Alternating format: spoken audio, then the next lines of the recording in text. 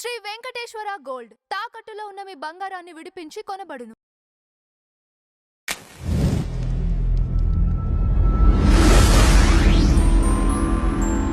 నమస్కారం రాజేష్ గారు. నమస్కారం. మెగా డిఎస్సి దగా డిఎస్సి అంటూ వైఎస్ఆర్సీపీ పిలుపునివ్వటం, దాంతో మొన్న ఎవరైతే నిరాశవాదులు ఎవరైతే ఉన్నారో వాళ్ళందరిలో కూడా అందరూ అనకపోవచ్చు, కొంతమంది అయితే అక్కడ జగన్మోహన్ రెడ్డి గారిని కలవటం జరిగింది. కలిసి వాళ్ళు ఈ విధంగా జరిగింది, నేను మెరిట్ స్టూడెంట్ని అయినప్పటికి కూడా నాకు ఉద్యోగం రాలేదు, ఇలా అన్యాయం జరిగిందని చెప్పేసి రకరకాలుగా అక్కడ మనం చూసినట్టయితే అందరూ వచ్చి జగన్మోహన్ రెడ్డి గారికి చెప్పుకున్నారు. అసలు నిజంగా ఏం జరిగింది? ఎందుకంటే ఒక పక్కన దానికి సంబంధించి ఐఏఎస్ ఆఫీసర్లు క్లియర్ కట్గా చెప్పారు ఇది ఈ విధంగా జరిగిందని చెప్పేసి. అయినప్పటికి కూడా దీంట్లో అపోహలు అంతే ఉన్నాయి. కారణం ఏంటి? ఇప్పుడు వీళ్ళందరూ ఏ పరీక్షకు అటెండ్ అయ్యారు? టీచర్ పోస్టులు. టీచర్ విధేంటి? పాఠాలు చెప్పడం అంతేగా. పాఠాలు చెప్తారు, అసైన్మెంట్ టెస్టులు, స్లిప్ టెస్టులు, యూనిట్ టెస్టులు, క్వార్టర్లీ, హాఫ్ ఇయర్లీ, టీచింగ్, ఇవన్నీ ఎగ్జామ్స్ వాళ్ళే కదా కండక్ట్ చేసేది. అంతే కదా. క్లాస్లో ఉన్న పిల్లలందరూ ఎగ్జామ్స్ రాస్తే ఆ టీచర్లే ఆ పేపర్లని వ్యాలిడేషన్ చేసి ఎవరు ఎన్ని మార్కులు దక్కించుకున్నా ఆ 2 మార్కులు వాళ్ళు వేయాలి. ఓకే, అంతేగా, వాళ్ళ విధేదేగా. అవును. మరి ఎవరైనా పిల్లలు టాప్ ర్యాంక్ వచ్చిన వాడికన్నా తక్కువ మార్కులు వచ్చినాయి అనుకో, టీచర్ మాకు అన్యాయం చేసింది, ఈ టీచర్ వల్ల మేము నష్టపోయాం, పలానా వాడికేమో టాప్ మార్క్ వేశారు నాకు వేయలేదు అని చెప్పని గొడవ చేశారనుకో, టీచర్ ఏం చేస్తారు? వాళ్ళ పేరెంట్స్ని కూడా పిలిపించి వాళ్ళ సమక్షంలో ఎగ్జామ్లో ఇచ్చిన ప్రశ్న ఏంటి, ఆ టాప్ మార్క్ వచ్చినాడు ఏం సమాధానం రాశాడు, వీళ్ళ అబ్బాయి ఏం సమాధానం రాశాడు, అతనికి ఎందుకు టాప్ మార్క్ వచ్చింది, ఇతనికి ఎందుకు రాలేదు అనేది వివరణ ఇస్తారు. అంటే ఇవ్వాల్సిన బాధ్యత వాళ్ళ మీద ఉంటుంది. ఓకే, వివరణ ఇచ్చినాక కూడా, వాస్తవాలు కళ్ళ ముందు ఉంచినాక కూడా ఈ పిల్లలు అదే పని గొడవ చేస్తున్నారు అనుకో, నేను రాసిందే సమాధానం, నేను ఏ సమాధానం రాసినా దానికి మార్కులు ఇవ్వాల్సిందే అని చెప్పని గొడవకు దిగారనుకో, ఏం చేస్తారు? అప్పుడు స్కూల్ నుంచి సస్పెండ్ చేసి బయటికి పంపుతారు, లేదంటే టీసీ ఇచ్చి నీకు మార్కులు వేసే స్కూల్లో చేరరా బాబు అని చెప్పని పంపుతారు బయటికి. జరిగే ప్రక్రియ అదేగా. అంటే ఒక టీచర్గా ఈ విధులు నిర్వహించాల్సిన అభ్యర్థులు టీచర్ల నియామక ప్రక్రియలో ఆ ఎగ్జామ్స్లో పాల్గొన్నాళ్ళకి ఇప్పుడు మార్కులు ఎన్ని వచ్చినాయి, నువ్వేం రాసావు అనేది నీకైతే తెలుసుదుగా. ఇక్కడ ఇంకోటి రాజేష్ గారు, ఈ ఎక్కువగా స్పోర్ట్స్ కోటాకి సంబంధించి లింక్ పెడుతున్నారు.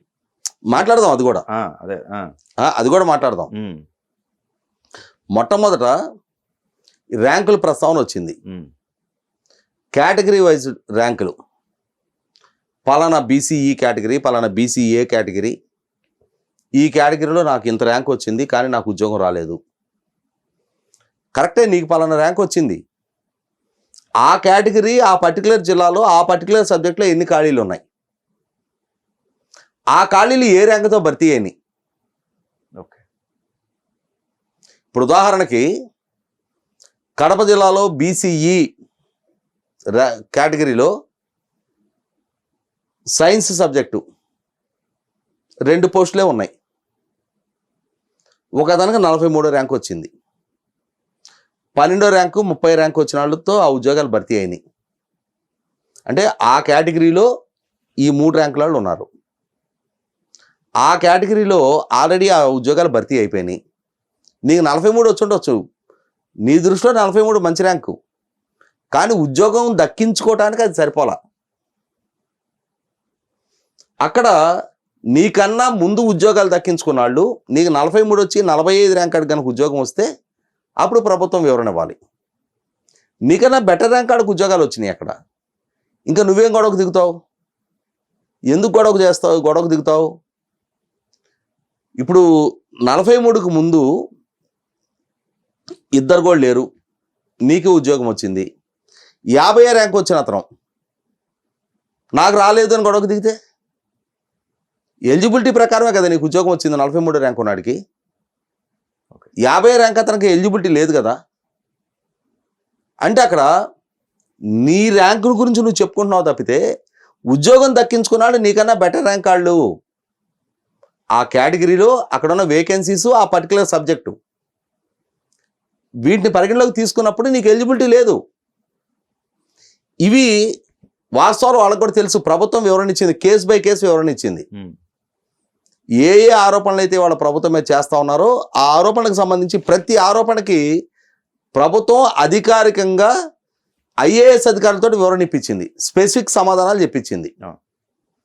చెప్పించిన తర్వాత కూడా వైసీపీ పార్టీతో కుమ్ముక్కయ్యి వైసీపీ పార్టీ నిర్వహిస్తున్న నిరసన ప్రదర్శనలో పాల్గొంటూ ఎవరికైనా నిజంగా అన్యాయం జరిగితే మాకు అన్యాయం జరిగింది అని చెప్పని ప్రస్తావించి ప్రశ్నించే హక్కు, స్వేచ్ఛ, అధికారం వాళ్ళకు ఉన్నాయి. ప్రభుత్వం కూడా వాళ్ళకి వివరణ ఇవ్వాలి. ఎప్పటి వరకు అది? వాళ్ళకి ప్రభుత్వానికి మధ్య సంబంధించినంత వరకు. ఈ మధ్యలో రాజకీయ రంగ ప్రవేశం జరిగి రాజకీయ పార్టీలు దాన్ని రాజకీయంగా వినియోగించుకుంటూ ప్రభుత్వం ఇచ్చే వివరణ కూడా పరిగణలోకి తీసుకోకుండా ప్రభుత్వమే దుమ్మెత్తిపోయటమే లక్ష్యంగా ప్రయత్నాలు చేస్తూ ఉన్నప్పుడు నీకు ఆల్రెడీ ప్రభుత్వం వివరణ ఇచ్చింది. ఆ ఇచ్చిన వివరణలో నీకు ఇంకేదైనా అబ్జెక్షన్స్ అని నువ్వు డైరెక్ట్ ప్రభుత్వాన్ని ప్రశ్నించు. నిన్న కోన శశిధర్ గారు ఈ విధంగా ప్రస్తావించారు, కానీ వాస్తవం ఇది అని చెప్పని ప్రభుత్వాన్ని నిలదీయొచ్చు. కానీ ఇక్కడ ఏం జరుగుతుంది?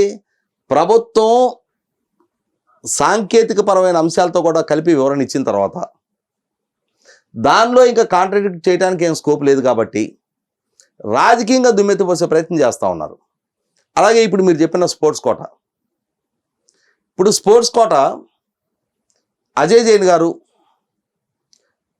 ఏ ఏ ఫెడరేషన్ నుంచి ఏ ఏ క్రీడలకు సంబంధించి వాళ్ళ ఎలిజిబిలిటీ, ఇప్పుడు స్పోర్ట్స్ కోటాకి కేంద్ర ప్రభుత్వ మార్గదర్శకాల మేరకు ఏ ఆటల్లో ఏ ఏ స్థాయి ఆటల్లో పాల్గొన్న వాళ్ళు, ప్రతిభ కనపరిచిన వాళ్ళు, వాళ్ళకి రిజర్వేషన్ కల్పిస్తున్నప్పుడు ఆల్రెడీ జరిగిపోయిన టోర్నమెంట్లు, అది కామన్వెల్తా, నేషనలా, ఇంటర్నేషనలా, ఏషియాడా, ఏ స్థాయి ఆటలైనా సరే ఆయా ఆటల్లో ఆ క్రీడాకారులు పాల్గొన్నారా లేదా, ఏ టోర్నమెంట్లో పాల్గొన్నారు, వాళ్ళకి ఏ మెడల్స్ వచ్చినాయి, ఆ మెడల్స్ కొన్న వెయిటేజ్ ఎంత. అంటే ఇక్కడ స్పోర్ట్స్ కోటా అనగానే కేవలం పార్టిసిపేషన్కే స్పోర్ట్స్ కోటాగా పరిగణలోకి తీసుకోవాలా, వెయిటేజ్ ఇస్తూ వచ్చారు. ఆ వెయిటేజ్ ప్రకారం 3% ఆఫ్ ది టోటల్ జాబ్స్, సుమారుగా 400 మందికి పైగా ఉద్యోగాలు దక్కాయి. ఈ 400 మందికి దక్కిన ఉద్యోగాలకి వివరణాత్మకంగా ఏ ఉద్యోగి ఏ క్రీడలో ఏ టైంలో ఏ టోర్నమెంట్లో పాల్గొన్నాడు, అతనికి దక్కిన అంటే పథకం ఏంటి, ఇవన్నీ ప్రభుత్వం వివరణ ఇచ్చింది. ఇచ్చిన తర్వాత కూడా నిన్న పేరు నాని మాట్లాడుతున్నాడు, ప్యాకాట్ ఆడినాళ్ళకి ఇచ్చారు అని చెప్పని. ప్యాకాట్లకి, కోత ముక్కలకి, గొండాట్లకి, కోడి పందాలకి మీరు ప్రసిద్ధి. అసలు దాని మీనింగ్ అది కాదంట. మీరు ప్రసిద్ధి. ఆసియా క్రీడల్లో బ్రిడ్జ్ క్రీడని ఇంటర్నేషనల్ ఒలింపిక్ అసోసియేషన్ ప్రవేశపెట్టింది. అది ప్యాకలతోటే ఆడతారు, దాన్ని ఏషియాడ్లో ప్రవేశపెట్టారు. ఆ ఆటలో పాల్గొన్న వాళ్ళకి, అంటే ఏషియాడ్లో ప్రవేశపెట్టబడిన ఆటలో పాల్గొన్న వాళ్ళకి కేంద్ర ప్రభుత్వం తానిచ్చిన గుర్తింపు పొందిన క్రీడలు, అంటే ఒలింపిక్ అసోసియేషన్ ద్వారా గుర్తింపు పొందిన క్రీడలు, ఆ క్రీడల ఫెడరేషన్స్ వాళ్ళు ఇచ్చిన సర్టిఫికేషన్స్, నువ్వేదైనా ఆరోపణలు ఉంటే, అరే పలానా అతను నేను కలిపి ఒకే టోర్నమెంట్లో పాల్గొన్నాం, అతను ఓడిపోయాడు, నేను గెలిచాను, నాకు ఉద్యోగం రావాలి, అతనికి వచ్చిందని స్పెసిఫిక్గా ఏదైనా ఉంటే నువ్వు చెప్పు. అంటే ఇక్కడ రాజేష్ గారు ఇంకో మాట, జగన్మోహన్ రెడ్డి గారు ఒక మాట అన్నారు, నేను 1,30,000 ఉద్యోగాలు ఇచ్చాను, అసలు ఏ విధమైన ఒక్క విమర్శ కూడా లేదు, బ్రహ్మాండంగా వాలంటీర్లు వీళ్ళందరూ చేసుకున్నారు, ఏంటి ఇది 16,000 ఉద్యోగాల్లోని ఇంత చేశారని చెప్పేసి మాట్లాడారు ఆయన. ఇక్కడ గమనించుకోవాల్సింది, జగన్మోహన్ రెడ్డి హయాంలో ఆయన వార్డు గ్రామ సచివాలయ వ్యవస్థను తీసుకొచ్చింది వాస్తవం. వాళ్ళని తీసుకొచ్చినప్పుడు నెలకి 15,000 రూపాయల ప్రొబేషన్ మీద 2 సంవత్సరాల తర్వాత వాళ్ళని రెగ్యులేట్ చేస్తాను అని చెప్పని డిస్ట్రిక్ట్ సెలక్షన్ కమిటీల ద్వారా వాళ్ళని అపాయింట్ చేశారు. అలా అపాయింట్ చేసిన క్రమంలో సాక్షాత్తు విజయసాయిరెడ్డి చెప్పాడు 90% ఉద్యోగాలు మన పార్టీ వాళ్ళకి ఇచ్చుకున్నాము అని చెప్పని. ఇంకా జగన్మోహన్ రెడ్డి ఆనాడు గొంతు లేపాలి అనుకున్న ప్రజలను కానీ పౌర సంఘాలను కానీ రాజకీయ పక్షాలను కానీ ఎంత నిర్బంధకాండ ప్రయోగించింది కళ్ళ ముందు కనిపిస్తూనే ఉంది. కాబట్టి జగన్మోహన్ రెడ్డి పాలనకి చరమగీతం పాడిన ప్రజలు ఏ స్థాయి ఫలితాలు ఇచ్చారో కళ్ళ ముందు కనిపిస్తూ ఉంది. అటువంటప్పుడు తన పాలనా హయాం నాటి కేసు రిఫరెన్స్లు చెప్పాలి అనుకుంటే జగన్మోహన్ రెడ్డి పాలనే ఒక ఫెయిల్యూర్ ప్రయోగం. అండ్ ఇంకొక అంశం కూడా ఇక్కడ ఈ ప్రక్రియ కూడా 16,347 ఉద్యోగాలకి నియామక ప్రక్రియ బిగిన్ చేసి 15,941 ఉద్యోగాలు ముగించారు. వాళ్ళకి నియామక ఉత్తర్వులు ఇచ్చారు. ఒక పండగ వాతావరణంలో సెలబ్రేటివ్ మోడులో కుటుంబ సభ్యుల సమక్షంలో నియామక ఉత్తర్వులు తీసుకొని వాళ్ళు ఆ రోజు అందరూ పండగలు చేసుకున్నారు.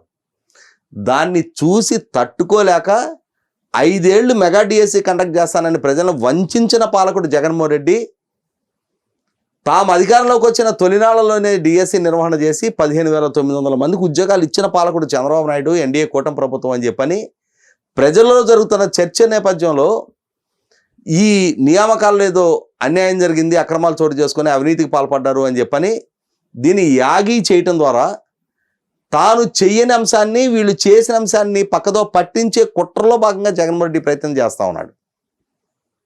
ఆ రోజున 3,20,000 మంది అభ్యర్థులు, 5 లక్షల అప్లికేషన్లు, అంటే కొంతమంది డబుల్ త్రిబుల్ అప్లికేషన్స్ పెట్టుకున్నారు వివిధ కేటగిరీల్లో వివిధ స్కూల్స్లో.